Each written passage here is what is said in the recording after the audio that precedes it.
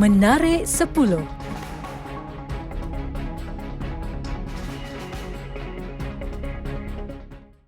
Setiap kanak-kanak pasti ada ragamnya tersendiri ketika bermain. Malah, kadang-kadang perangai mereka yang panjang akal boleh buat ibu bapa terus geleng kepala. Seorang kanak-kanak lelaki bernama Wasif tidak kurang hebatnya apabila kantoi bermain bedak atas sofa milik neneknya. Paling mencuit hati, kanak-kanak tersebut boleh pula berpura-pura tidur secara duduk sambil tangannya masih memegang botol bedak.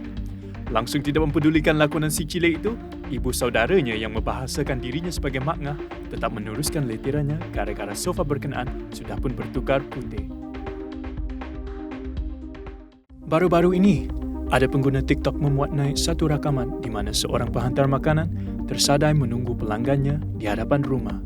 Lebih menyedihkan, pemuda berkenaan sudah pun basah kuyup, namun bayang pelanggannya masih belum kelihatan meskipun sudah dihubungi berkali-kali. Penantian yang cukup lama dalam hujan lebat itu membuatkan pemuda berkenaan tidak senang duduk, malah beberapa kali juga dilihat menjenguk ke dalam pagar rumah pelanggannya. Netizen membanjiri ruangan komen dengan berkongsikan perasaan sedih melihat apa yang dilalui penghantar makanan tersebut selain khawatir dengan keadaannya.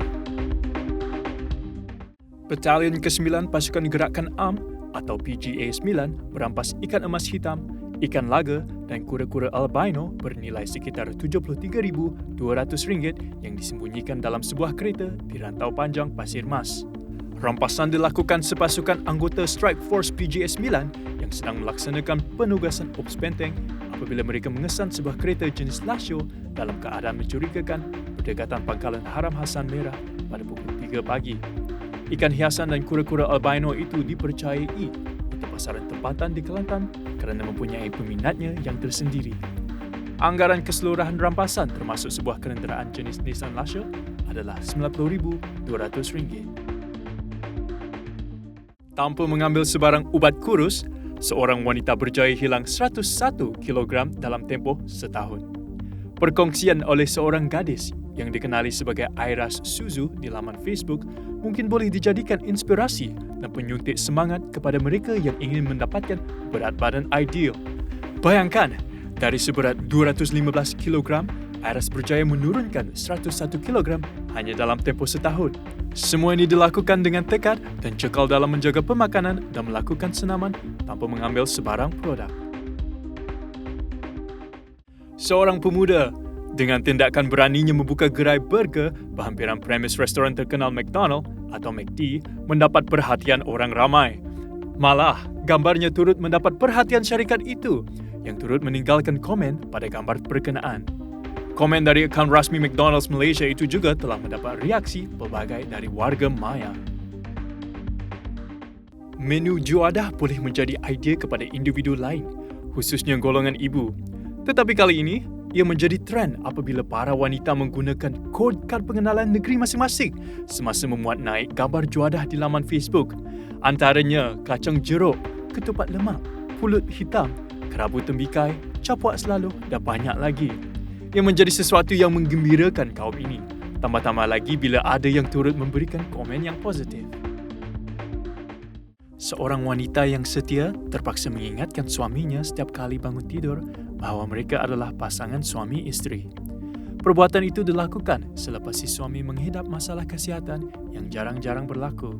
Christopher Robin Turner berkata apa yang dihadapinya mirip dengan jalan cerita sebuah filem berjudul 50 First Dates, di mana dia menderita narkolepsi, iaitu satu keadaan di mana penghidap sering mengalami mimpi dikenali sebagai halusinasi hipnagogik ketika tidur dan berdepan dengan masalah hilang ingatan apabila bangun keesokan harinya. Disebabkan itu, isterinya Chelsea perlu meninggalkan sekeping nota di dalam bilik tidur yang menerangkan secara ringkas siapa dirinya yang sebenar.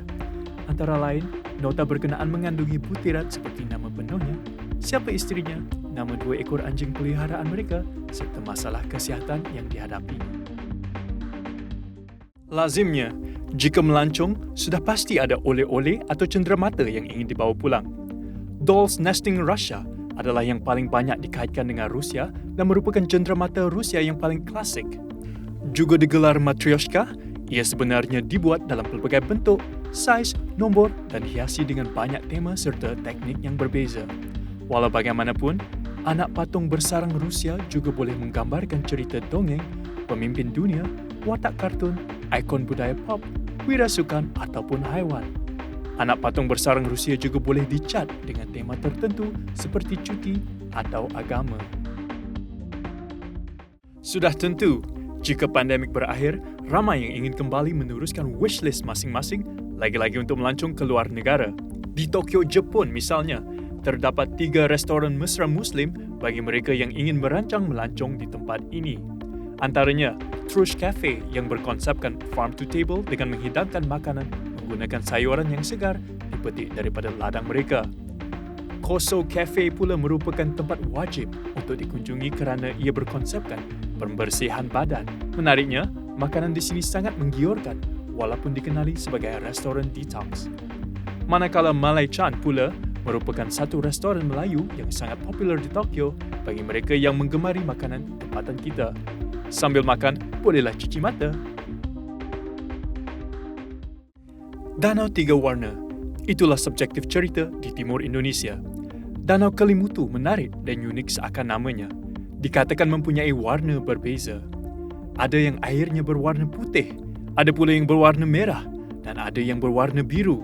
Difahamkan ketiga-tiga warna ini saling berubah mengikut waktu dan keadaan semasa. Satu lagi perkara menarik tentangnya adalah kewujudan 3 danau ini yang diabadikan dalam not wang kertas rupiah Indonesia dan tertera jelas padanya imej danau tersebut berserta warnanya sekali. Menarik 10.